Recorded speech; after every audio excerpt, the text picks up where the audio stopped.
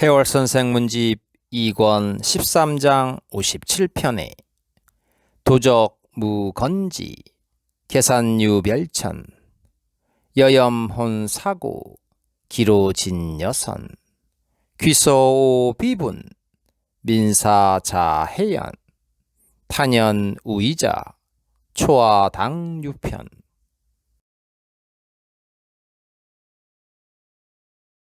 하늘에는 도적이 없고 산골짜기엔 별천지가 있구나.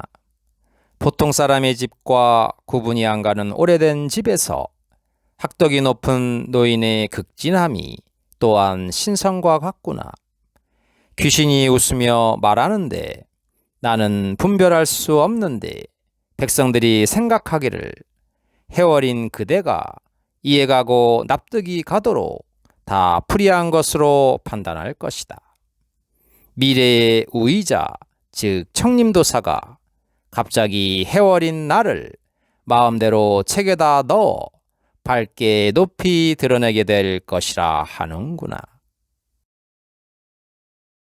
그런데 이 시의 풀이글에서 이 시를 설명하기를 해월 선생이 1593년 선조 26년 임진왜란 중 여름 평안도의 의주 행조에서 병조정랑으로 있을 때 구걸하러 동군으로 갔다가 돌아오는 길에 단군에 이르렀을 때 일어난 일을 생각하며 기록한 글이다. 이때 단군은 홀로 외적의 수중에서 벗어난 지역이었다고 한다. 해월 선생은 단군에 이르자 역참이 있는 곳에서 우연하게도 사람의 머리를 보았는데 그때는 어둡지가 않은 환할 때인데도 불구하고 하늘에서 지시를 했다는 것이다. 하늘에서 지시하여 가르치는 말인데 즉 귀신이 웃으면서 하는 말이었다고 하였다. 다시 말하면 귀신이 가르쳐 전하는 말을 소개하는 것이라고 하였다.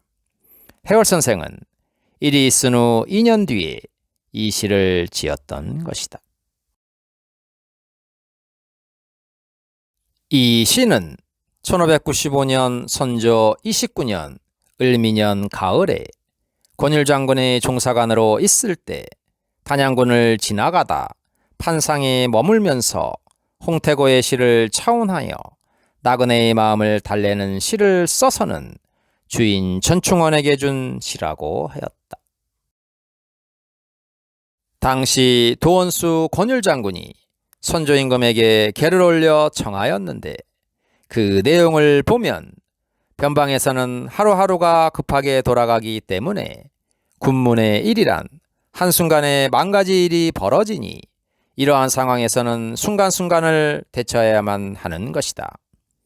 이러한 위급한 때에는 문무를 두루 갖춘 사람이 아니면 대처할 수 없으니 이 일을 맡을 사람은 오로지 해월 선생이 아니면 안 되겠다고 주청하여 불가피하게 권율장군의 종사관이 되었다.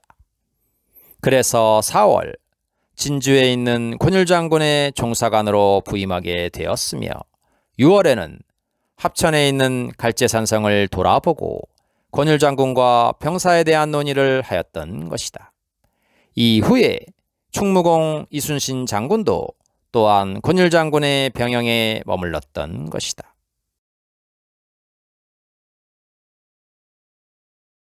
그 당시에 이 충무공은 모함을 받아 투옥되어서 처형당하게 되었으나 정탁선생이 선조임금에게 나라에 큰 공을 세운 장수를 죽일 수는 없다며 서경 속의 주서의 편명인 주관을 보면 파리가 있는데 파리란 죄를 감면하는 8가지 재판상의 은전을 기록한 것으로 의공이 있는데 즉 나라에 큰 공을 세운 장수는 죽일 수 없다며 조목조목 들어서 나라에 큰 공을 세운 이순신 장군을 특명으로 죽음을 면하게 하여야 한다고 찾아 즉 간단한 서식에 상소문을 올려서 그를 구해낸 것이다.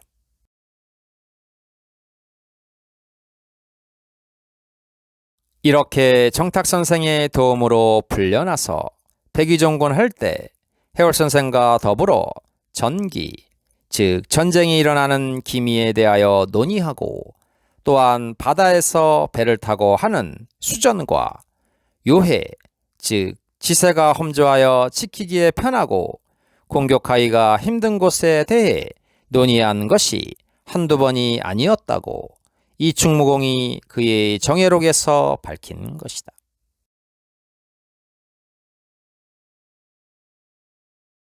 정탁선생은 본관이 청주이며 호는 약포이고 퇴계이황선생의 문인이다. 1558년 식년문과의 병과로 급제하고 1572년 이조자랑이 되고, 이어 도승지, 대사성, 강원도 관찰사가 되고 1583년 대사원이 되었으며, 예조, 형조, 이조 판서를 역임하고 1592년 임진왜란이 일어나자 좌찬성으로 왕을 의주까지 호종하였다. 경사는 물론 천문지리, 상수, 병가 등에 이르기까지 정통하였으며 1594년 곽재우, 김동룡 등의 명장을 천거하여 공을 세우게 하였다. 이듬해 의정이 되었고 1597년 정유재란이 일어났을 때, 이해 3월 옥중에 이순신을 극력 신고하여 죽음을 면하게 하였으며 수륙병진 협공책을 건의하였다. 1600년 좌의정으로 승진되고 판중추부사를 거쳐 1603년 영중추부사에 오르고 서원부원군으로 봉해졌으며 시호는 정간이며 예천의 도종서원에 제양되었다. 해월선생의 계부인이 바로 정탁선생의 외손녀이다.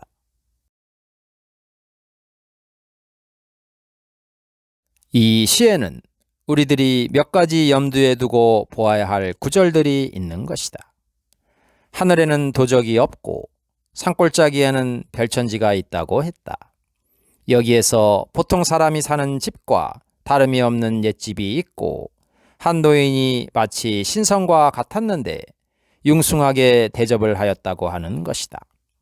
그런데 귀신이 웃으면서 말을 하는데 해월선생 자신은 말의 뜻이 무엇인지를 알 수 없었다고 하는 것이다. 그 귀신이 하는 말이 국민들은 해월선생이 모든 것을 풀어서 밝히는 사람이 될 것이라고 하는 것이다. 장차 미래의 우의자, 즉 우의자란 날개옷을 입은 사람으로 신선이라는 의미이며 또한 도사를 의미하는 말이다. 즉 미래의 도사가 해월선생을 갑자기 책에 소개하여 세상에 드러나게 한다는 것이다. 글의 내용으로 보아서 해월선생은 길을 가다가 신선을 만나서 미래에 대한 이야기를 전해 듣고 그 신선의 말을 그대로 전하는 것으로 보아야 할 터인데, 해월선생이 만난 귀신이라는 것이 밤에만 보이는 귀신이 아니라 대낮에 환할 때 만난 신선을 해월선생은 귀신이라고 한 것이다. 그가 전해준 말인데, 여러분들은 해월선생이 말한 이 귀신에 대하여 어떻게 생각하는지 묻고 싶다. 그러자 한 사람이 말하기를, 해월선생께서는 미래에 되어질 일을 밝히는데 매우 고심한 흔적을 볼 수 있습니다. 그러니 지나가는 말로 대수롭지 않게 귀신이 전해준 말이라면서 믿을 사람은 믿고 허튼 소리로 여기려면 여기라고 중요한 말을 하면서 중요하지 않은 척 전하는 것이라고 보아야 하겠습니다. 꿈에 보았다고 하면 더더욱 안 믿을 테고, 밤에 귀신을 만나서 들었다면 헛것을 보았다고 할 것이고, 고심한 끝에 그대로 대낮에 귀신을 만나서 귀신이 지시하고 가르치는 말을 전한다고 한 것으로 볼 수가 있겠습니다. 그러니 해월선생께서는 큰 결심을 하고 밝히는 걸로 보아야 할 것으로 생각합니다.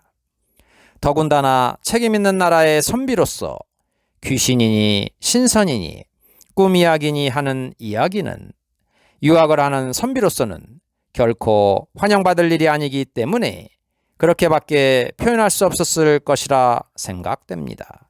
라고 하자 명선생은 다시 이어 말을 시작하였다. 그러니 해월 선생으로서는 직접적으로 하나님으로부터 들어 전한다고 할 수도 없는 것이며, 하나님으로부터 들어 전한다면 사람들이 어떻게 생각하겠는가? 더욱이 유학자로서는 도저히 할 말이 아니었고, 또한 유학을 신봉하는 그 당시의 시대 상황에서는 보통 심각한 문제가 되는 것이 아니었기 때문인 것이다. 그러니 단순히 그리고 슬쩍 귀신이 전해준 말이라고 밖에는 할 수가 없었을 것이다. 우리는 이 글에서 눈여겨보아야 할 말이, 미래의 도사가 해월 선생에 대한 책을 편찬해서 세상에 밝힌다는 것이니, 여러분은 도사가 누구를 지칭하는 말 같은가?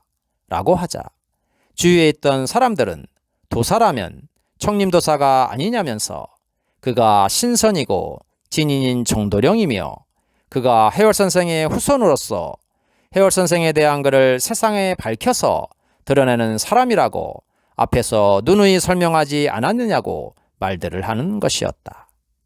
그러자 명선생은 계속해서 하던 이야기를 이어나갔다.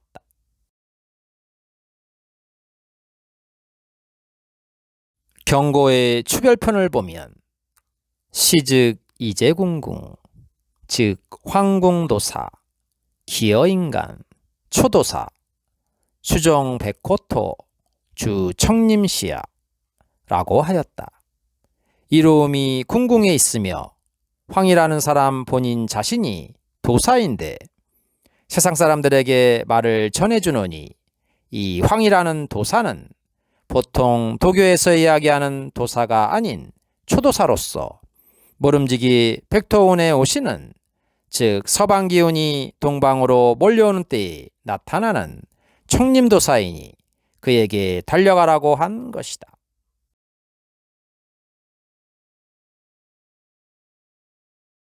즉 그 청림도사가 바로 황이라는 사람이며 초도사라고 하는 말이다.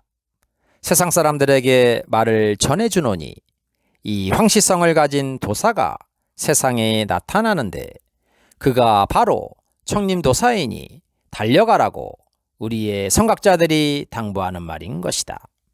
더 이상의 설명이 필요 없는 말인 것이다. 여기서 궁자란 몸, 자신, 몸소, 활이란 뜻이다.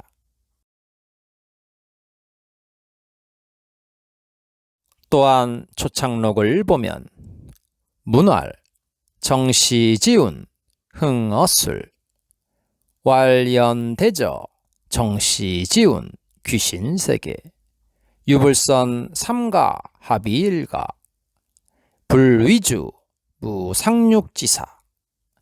정시운이란 무엇인가 하고 물으니 대저 정시운이란 귀신세계를 의미하며 유불선을 합하여 하나로 하는 것이라고 하였다. 즉 방계유영원 선생이 천인을 만나서 들은 이야기를 전하는 말인데 바로 정시세계란 귀신의 세계를 의미한다고 하였다. 천지개벽경 2권 이민편 5절을 보면 왈아세난 좋아지세오 귀신지세이 아니라, 증산 상제께서는 나의 세상은 조화의 세상이요 귀신의 세상이라고 하였다. 또한 대순정경 제3장 제자의 입도하교훈 134절을 보면 4월에 용머리 고개에 머무르실 때 광찬에게 일러 가라사대 내가 김병욱의 집에 있으면서 내가 전하는 글을 낱낱이 정서하여 가져오너라 하시고 형렬로 하여금 글을 전하여 정서하여 온 뒤에 광찬에게 일러 가라사대 이 글을 세상에 전함이 옳으냐 대하여 가로되 뜻대로 하소서 가라사대 정읍에 한 책을 두었으니 그 글이 나오면 세상이 다 알게 되리라 하시고 드디어 불사르신 뒤에 구리꼴로 돌아오시니라. 그 글은 광찬이 기억한 대로 한 절을 전하여 온 것이 이러하니라. 사지상직냐, 농지공업냐, 사지상농지공업냐, 대제건원, 만물자생, 수치, 방탕신도통, 춘지기 방야, 하지기 탕야, 추지기 신야, 동지기 도야, 통이 기지 주장자야, 지심 대도술, 무신 12월 24일.